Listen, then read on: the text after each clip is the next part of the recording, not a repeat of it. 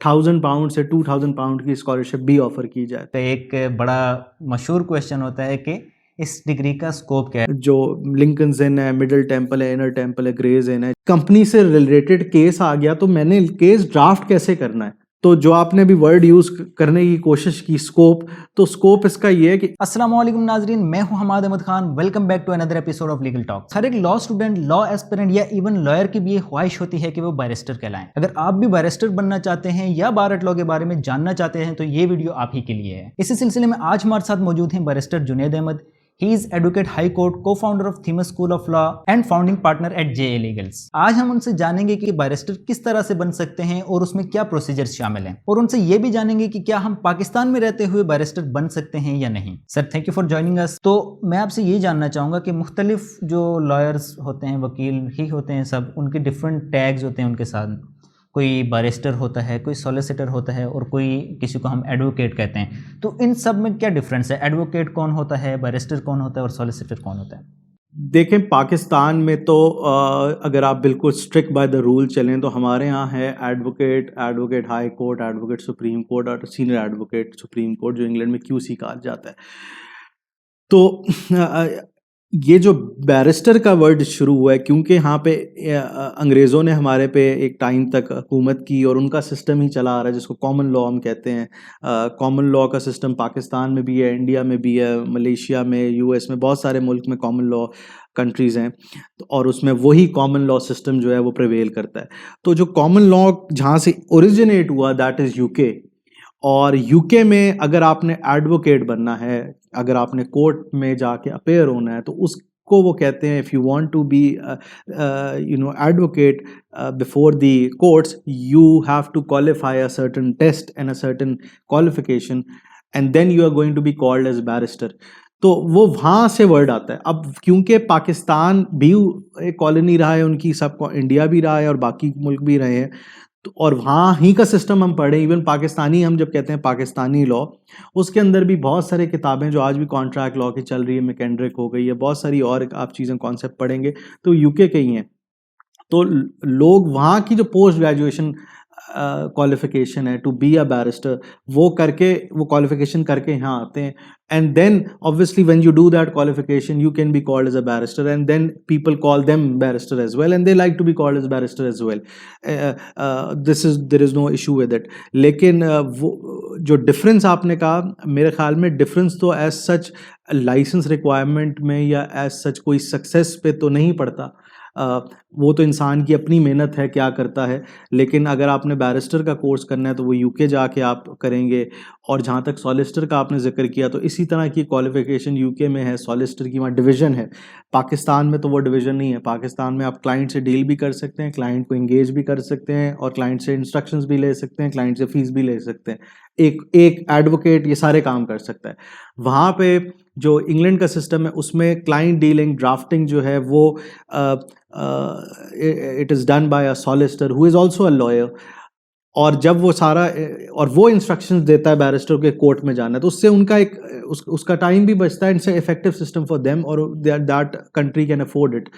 सो कुछ लोग वो कोर्स करके आते हैं, तो वो कोर्स के बाद दे कॉल देम सॉलिसिटर। तो ये बेसिकली है। अदरवाइज तो पाकिस्तान में जो डिफरेंस है वो कोई नहीं है। एडवोकेट हैं, एडवोकेट हाई कोर्ट हैं, एडवोकेट सुप्रीम कोर्ट हैं, ये चीज़ है। और ये भी सिर्फ ऑडियंस का डिफरेंस है कि आप उस कोर्ट में जा सकते हैं। इसका ये बिल्कुल मतलब नहीं है कि ये इससे ही आप सिर्फ किसी की ये आप समझ लें कि ये कंटिंजेंट है क्वालिफिकेशंस पे या ये कंटिंजेंट है कॉम्पिटेंस पे, ऐसा भी नहीं है। ये ज़्यादा है कि एक्सपीरियंस आपका अगर ज़्यादा रहता है प्रोफेशन में और एक लेवल ऑफ अगर आप अचीव करते हैं कुछ नंबर ऑफ केसेस, तो उसके बाद आपकी लाइसेंस रिक्वायरमेंट है। असल में तो हमारा टेस्ट सुप्रीम कोर्ट में ही स्टार्ट होता है। एडवोकेट हाई कोर्ट और एडवोकेट में तो बार काउंसिल की कोई इतनी ज़्यादा स्ट्रिक्ट रिक्वायरमेंट्स नहीं है। तो पहली सही छांटी जो है एडवोकेसी की आपकी जो ली जाती है वो when you are appearing for the interview for the advocate supreme court.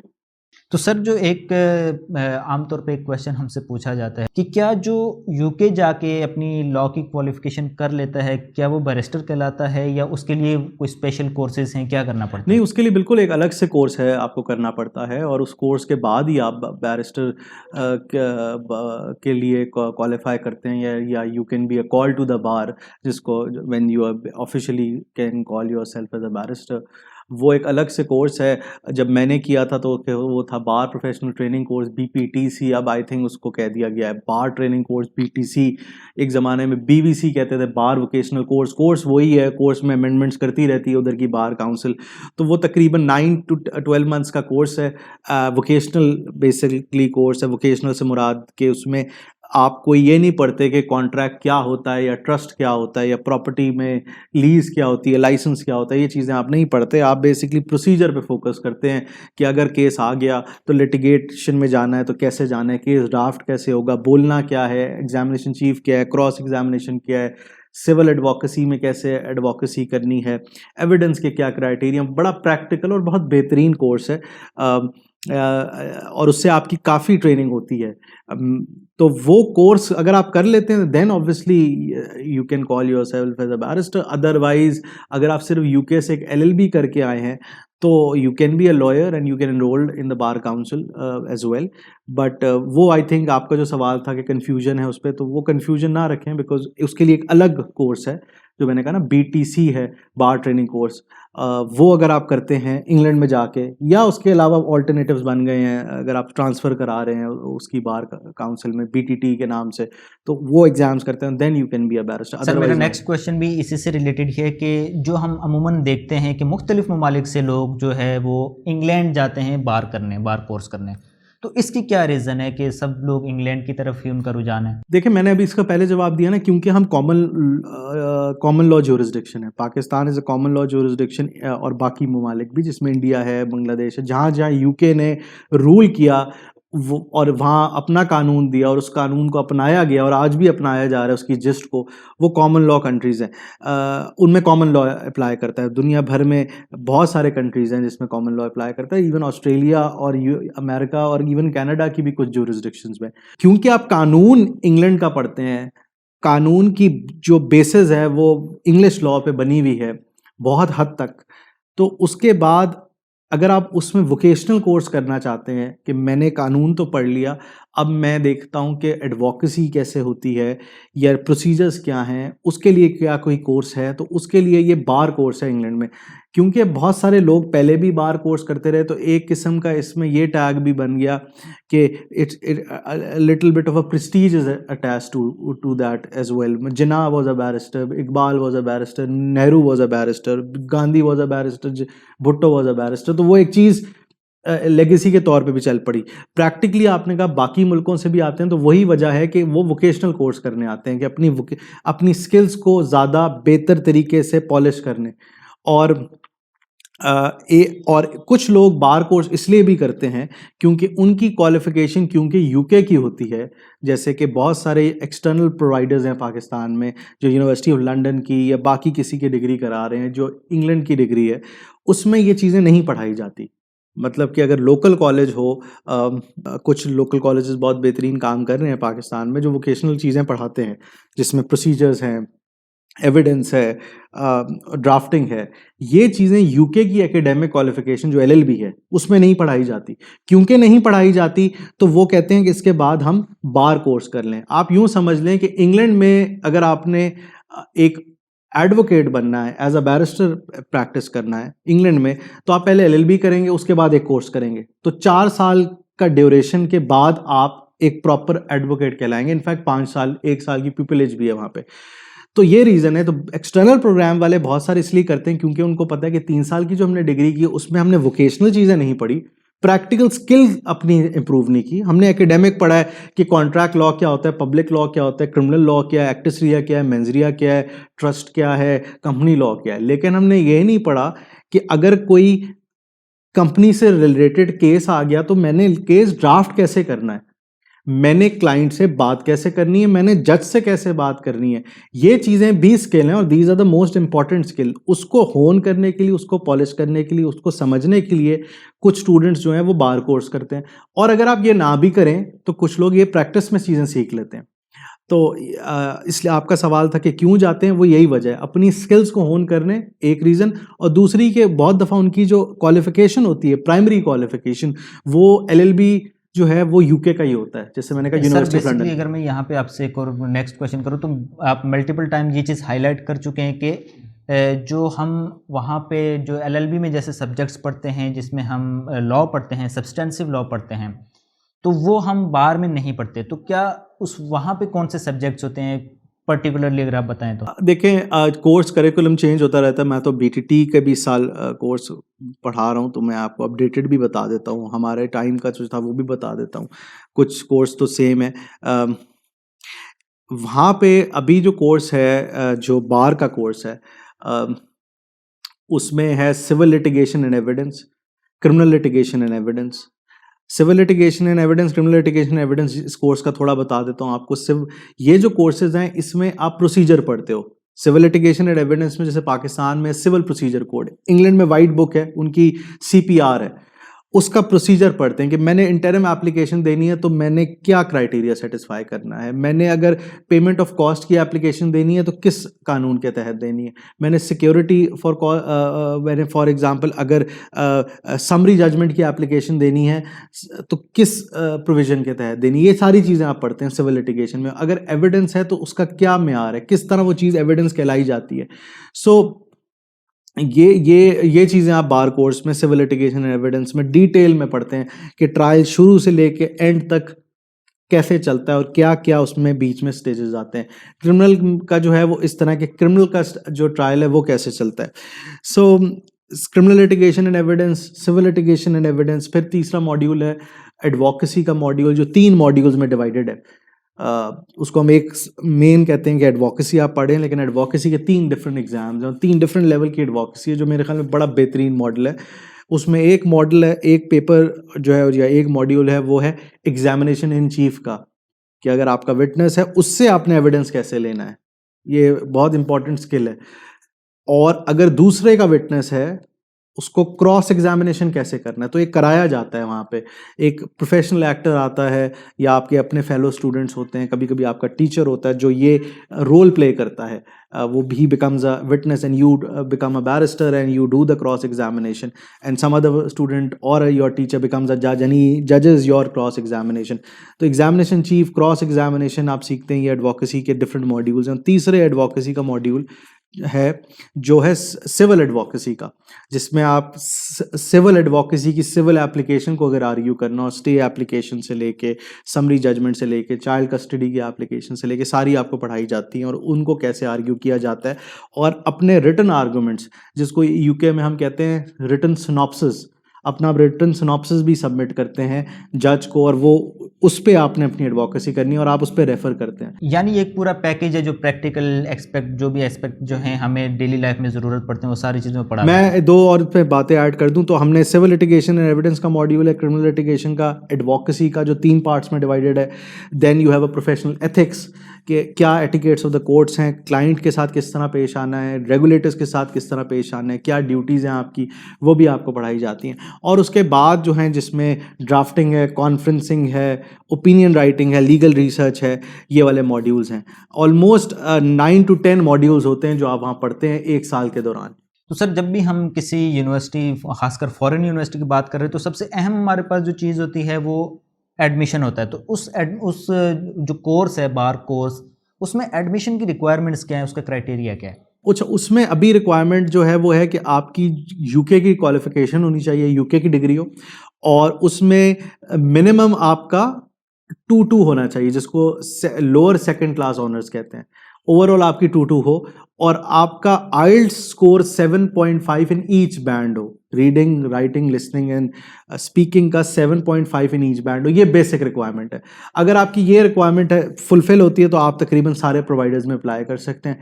फिर प्रोवाइडर्स जो है वो अपने तौर पे इसको वेट करते हैं कि आप उनकी मेरिट लिस्ट में फॉल करते हैं नहीं करते। इसका एक पोर्टल बना होता है नॉर्मली, और उस पर आप अप्लाई कर देते हैं, उसमें आप चूज़ कर लेते हैं और वहीं आपको एडमिशन ऑफर आती है और वहीं आपकी एप्लीकेशन नॉर्मली प्रोसेस होती है। तो सर अभी तक हम जो बेसिकली बात कर रहे थे वो अपने माइंड में जो है यूके क्वालिफाइंग लॉ डिग्री को ही माइंड में रख के कर रहे थे। तो बेसिकली बहुत सारे स्टूडेंट्स यहाँ पे जो पाकिस्तानी लोकल ग्रेजुएट्स भी हैं, तो उनके लिए क्या रिक्वायरमेंट्स हैं, उनके लिए क्या कोई डिफरेंट प्रोसीजर है या सेम ही है अगर वो यूके से बाहर करना चाहें तो? अगर वो यूके से बाहर करना चाहें तो then okay, it's a very good question. अगर वो यूके से करना चाहें तो उनको सबसे पहले तो GDL करना पड़ेगा। GDL है is basically graduate diploma in law. GDL का कोर्स बेसिकली वो लोग करते हैं जो एक प्रोफेशन से दूसरे प्रोफेशन में आ रहे होते हैं, या जिनकी डिग्री जो है वो यूके की डिग्री नहीं होती है, they want to practise in UK.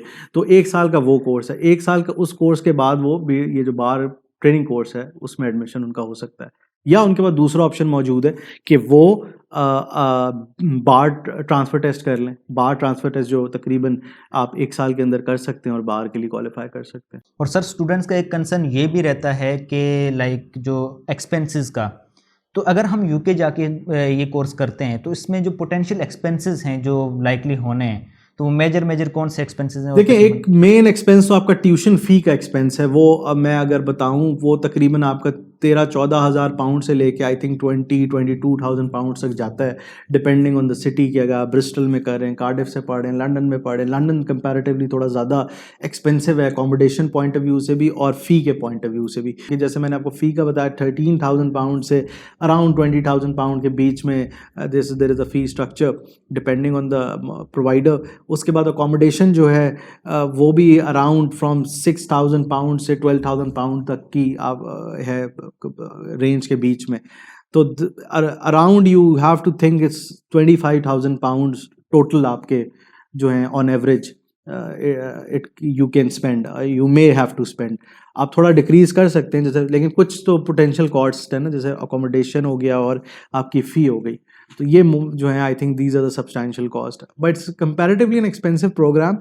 वैसे भी पढ़ाई बाहर की महंगी, और जब से हमारा ये पिछले 2-3 महीने में जो इंटरेस्ट रेट्स ऊपर आए जी, कि डॉलर जो था 175-180 से 250 चला गया, फिर 240 चला गया और देन 230 पे आ गया अभी।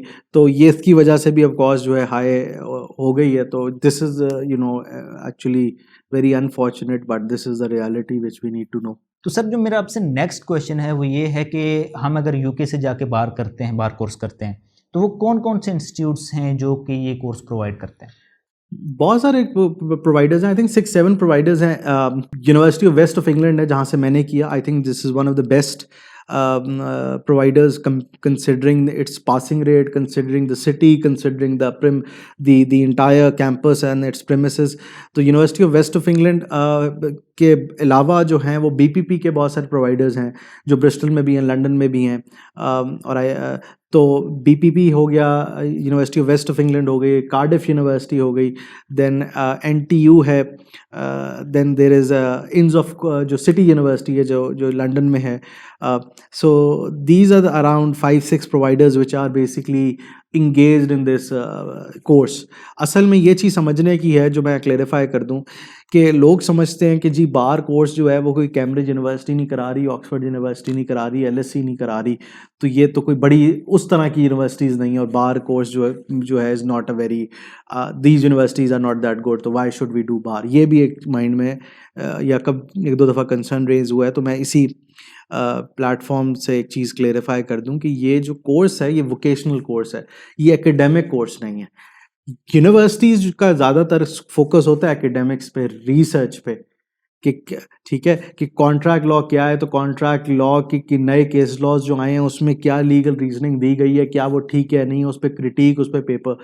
जो bar course is a very practical course, के बात कैसे करनी है, लिखना कैसे है, कैसे लिखना है स्किल के तौर पे। वो अंग्रेजी आपकी इंप्रूव नहीं करा रहे, वो आपको स्किल सिखा रहे हैं। तो ये जो कोर्स, ये it's basically these courses are training courses. The hence जो आपको बार की क्वालिफिकेशन भी मिलती है वो एक किस्म का, अगर आप उसको यूनिवर्सिटी के प्लेटफॉर्म से नापें तो वो तो पोस्ट ग्रेजुएट डिप्लोमा है असल में। हम असल में उसको एकेडमिक पॉइंट ऑफ व्यू से डिग्री देखें, नहीं है basically, degree from that point of view नहीं है उसका। एलएलएम उन्होंने बना दिया है, उसके साथ एक एलएलएम अब दे रहे हैं बहुत सारी यूनिवर्सिटीज़ के, आप एलएलएम भी बार के साथ एलएलएम भी मिल जाए ताकि वो मास्टर्स के इक्विवेलेंट हो जाए। लेकिन समझने की चीज़ क्या है, जो स्मार्ट आदमी है वो ये चीज़ में जाएगा नहीं, क्योंकि असल में एक कोर्स है training course. It's a vocational course, it's not an academic course कि मैंने कोई रिसर्च करनी है या रिसर्च पेपर लिखना है। It's an academic, it's a vocational course. ज़माने में तो ये प्रोवाइडर्स भी नहीं थे, आप सिर्फ इन्स ऑफ कोर्ट्स में जाते थे। जो लिंकन्स इन है, मिडल टेम्पल है, इनर टेम्पल है, ग्रेज इन है, 4 इन्स हैं इंग्लैंड में, वहाँ पे ही कोर्सेज सिखाया जाता था, वहाँ ही ट्रेनिंग दी जाती थी।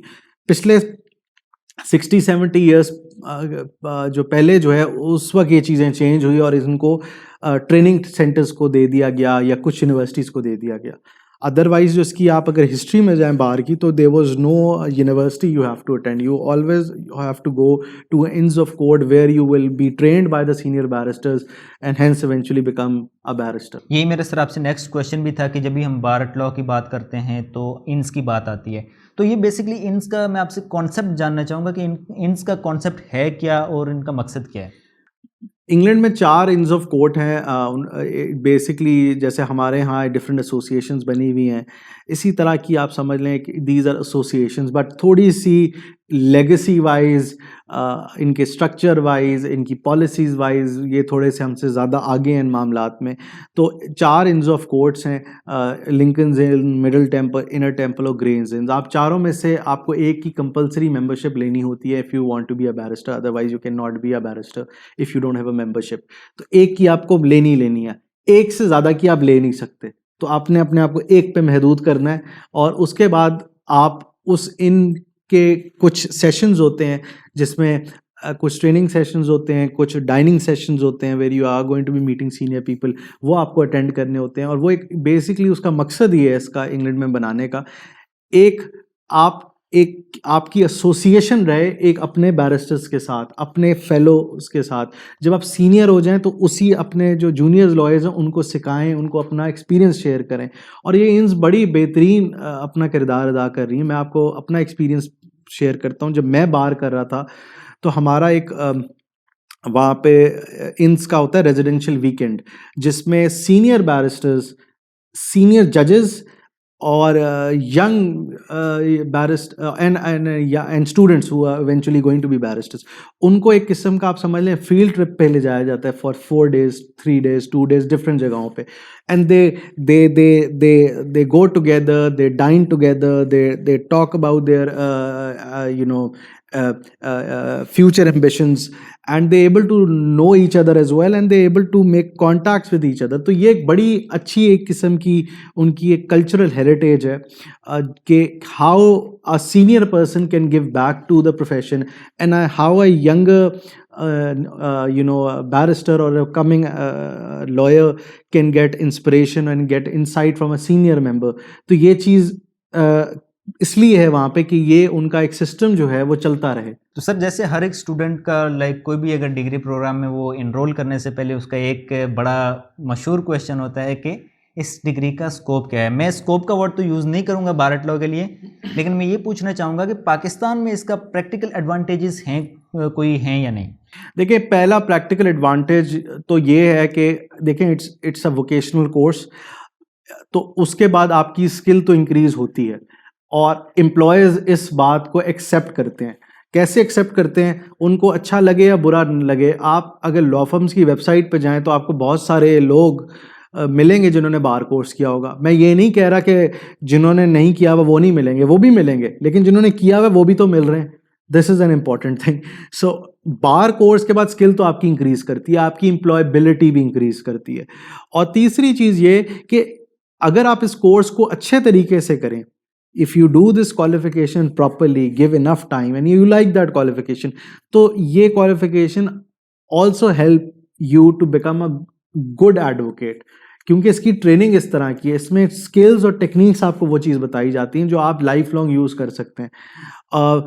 तो जो आपने भी वर्ड यूज़ करने की कोशिश की स्कोप, तो स्कोप इसका ये है कि if you are a barrister, आपके पास ज़्यादा एवेन्यूज़ हैं जॉब मार्केट में, आपके पास ज़्यादा एवेन्यूज़ ओपन होते हैं अपनी प्रैक्टिस को एक्सपैंड करने के लिए, बिकॉज आपको प्रोसीजर भी ज़्यादा अच्छा समझ आ जाता है early on if you do it at early stage, जो बहुत दफ़ा स्टूडेंट्स लैग कर रहे होते हैं जिन्होंने एक्सटर्नल प्रोग्राम सिर्फ किया होता है और उसके बाद कोई क्वालिफिकेशन नहीं की होती. Considering the market, considering the dynamics of the legal industry, and obviously considering the progressive approach of students, it's better to have some sort of a postgraduate qualification. तो इसका स्कोप तो बिल्कुल अपनी जगह मौजूद है डिफरेंट लेवल्स पे. और सर जो मेरा नेक्स्ट क्वेश्चन आपसे बेसिकली, क्योंकि जो हमने जो कॉस्ट वगैरह की हमने बात की तो वो काफ़ी हाई कॉस्ट है, तो हर एक बंदा ऑब्वियसली इतना प्रिविलेज नहीं होता कि उसको अफोर्ड कर सके. क्या कोई स्कॉलरशिप्स या कोई फंडिंग्स के और भी ऑप्शंस स्टूडेंट्स के पास अवेलेबल होते हैं? किस प्रोग्राम के बारे में? बार UK इंग्लैंड के? जी. इंग्लैंड की अनफॉर्चुनेटली जो बार ट्रेनिंग कोर्स के अंदर स्कॉलरशिप्स हैं वो तो बहुत लिमिटेड हैं. इन्स देती हैं कुछ स्कॉलरशिप्स, लिंकन्स इन, मिडिल टेम्पल, इनर टेम्पल देती हैं, लेकिन वो भी बहुत लिमिटेड स्कॉलरशिप्स हैं. नॉर्मली वो उनका प्रेफरेंस जो होता है वो उनके अपने नेशनैलिटी जिनके पास है, the people who are living in UK, उनको प्रेफरेंस दी जाती है. बहुत रेयर चांसेस होते हैं कि इन्स की स्कॉलरशिप एक इंटरनेशनल स्टूडेंट को मिले. तो कुछ स्कॉलरशिप जैसे फॉर एग्जांपल कुछ यूनिवर्सिटीज़ अपने एंड पे स्कॉलरशिप देती हैं या उनके साथ जो पार्टनर्स होते हैं वो देते हैं. जैसे थीमस की पार्टनरशिप है University of West of England के साथ. तो अगर कोई University of West of England में एडमिशन लेता है बार कोर्स में, थीमस के का स्टूडेंट या थीमस के थ्रू लेता है, तो अगर वो क्वालिफाई करता है तो हम रिक्वेस्ट कर सकते हैं यूनिवर्सिटी को कि उनको £1,000 से £2,000 की स्कॉलरशिप भी ऑफ़र की जाए. तो ये है थोड़ा सा एक स्कॉलरशिप का एलिमेंट. अदरवाइज अगर if you are very brilliant, तो then there is a element of scholarship which is given by some universities, not by inns. और उसके लिए भी यूनिवर्सिटी की रिक्वायरमेंट होती है कि आपकी फ़र्स्ट क्लास डिग्री हो.